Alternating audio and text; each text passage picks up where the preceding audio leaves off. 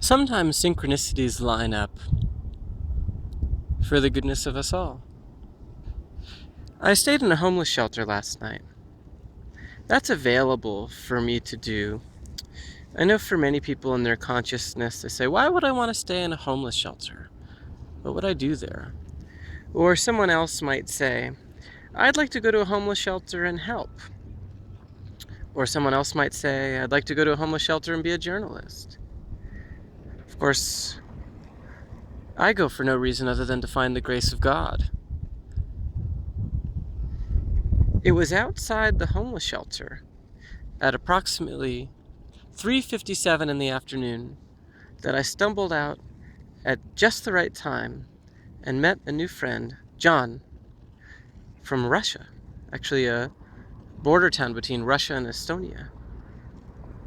And it was as if I had a vision of this guy.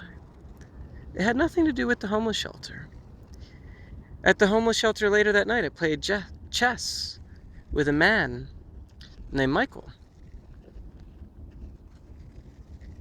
He was a visionary traveler, and when he asked me if I had read a certain book, it happened to have been my favorite one from a certain time of my life. And he was undergoing a vow of silence. See, he was spending 3 days with no words. He's a very precious soul. It had nothing to do with staying at the homeless shelter, but that's where God wanted me at that time. I could meet John, then I could meet Michael. This morning, a man named Ghost came. The ghost came. He left as well later in the story. And it was funny because in the morning I had all of these ideas about what I was going to do. I was going to go to this place, I was going to check out this charity and see about the good work they do and talk to some people, maybe do an interview or do some writing. I had all these ideas. Then I was going to go to a coffee shop and do the lab service work. But it was just so obvious. It was so plain to see. Ghost was there in this way for me. He felt like my tour guide, man. And he toured me around and he showed me this place where no joke, 15 people by the end of the day had come to me with advice for healing, with questions. They needed something. I was able to give it. I didn't even know where the library was or when it was open. Ghost was my guide. He showed me the library. I was able to get my computer work done. This 10 minutes where I was online and just at the right moment. And all of these contacts came at me left and right. At the end of the day, I had spent all my money down to $0 again, and I'd given away every possession I had on this journey. I put it all in a bag and left it on a side of the road. Actually, that was the day before. And on this day, when Ghost took me to the library, I checked my bank account and I had just enough money, just deposited, to buy everything that I wanted. I just had a payment come in. Everything was so graceful and serendipitous. And at the end, I'm driving away with a new ride going to California because that's how dear my friend was, who I made, that Ghost guided me to the second I had to be online to follow the grace of God. I remember the day before.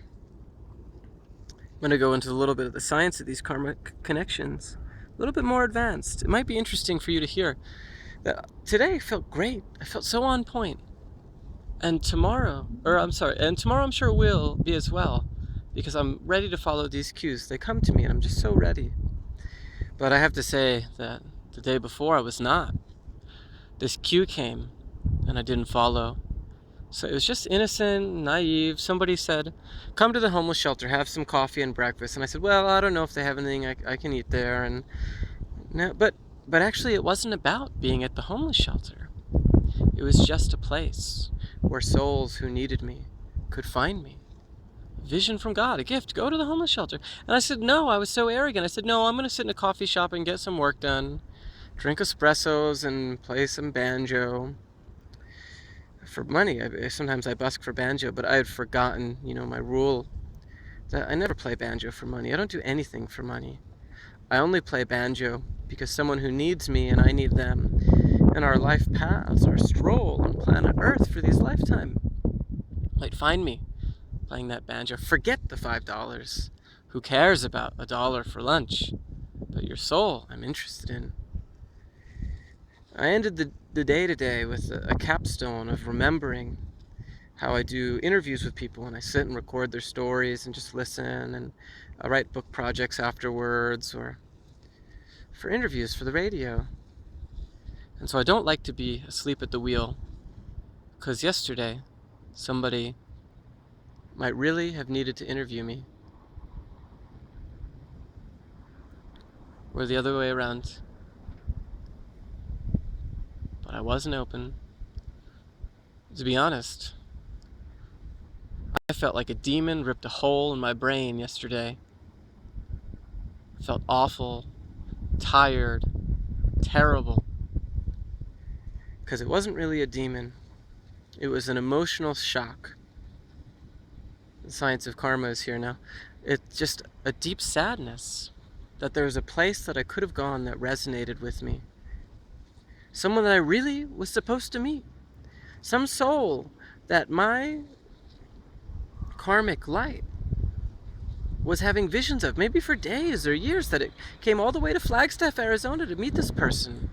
All the way to Arizona.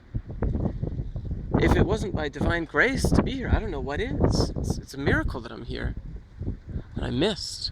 I felt terrible. I felt like a demon was ripping my soul apart. But I knew that it was my choice to suffer. Because I'd rather know that I missed and messed up than to say that I was here when I really wasn't. And have to learn the lesson again.